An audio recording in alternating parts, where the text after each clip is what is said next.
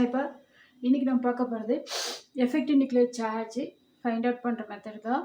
எதுக்கு அப்படின்னா அலுமினியத்தில் 3p எலக்ட்ரானை கண்டுபிடிக்க போகிறோம். சரிங்களா? ஸோ இப்போது 3p இருக்கக்கூடிய எலக்ட்ரான் வந்து நம்ம ஃபைண்ட் அவுட் பண்ண போகிறோம். சரி, ஃபஸ்ட்டு அலுமினியத்தில் அட்டாமிக் நம்பர் என்ன? 13.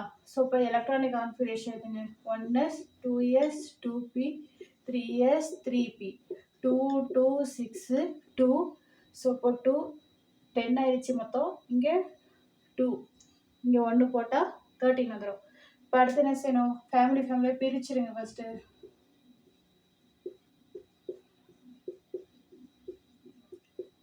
ஓகேவா?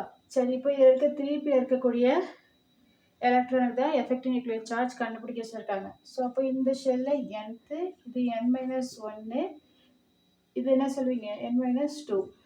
ஓகேவா? அவுட்டரில் எதுவுமே இல்லை இதுக்கப்புறம். சரிங்களா? சரி, இப்போது இந்த 3p எலக்ட்ரானை விட்டுருங்க. பேலன்ஸ் இருக்கிறது மட்டும் கன்சிடர் பண்ணிக்கோங்க. ஃபார்முலா என்ன? Z star equal to Z-S. Atomic number என்ன? 13 மைனஸ் ஸ்க்ரீனிங் கான்ஸ்டன்ட் கண்டுபிடிக்கணும் இல்லைங்களா? ஸோ அப்போது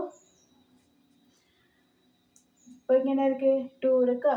2 எலக்ட்ரான் 2 இன்ட்டு அதோடைய வேல்யூ nத்தோடைய வேல்யூ ஆல்ரெடி உங்களுக்கு தெரியும் 0.35 ப்ளஸ்ஸு அதுக்கப்புறம் இந்த ஷெல்லு. ஸோ இப்போ இதில் 6 + 2 8 இன்ட்டு 0.85 ப்ளஸ்ஸு அடுத்தது n-2.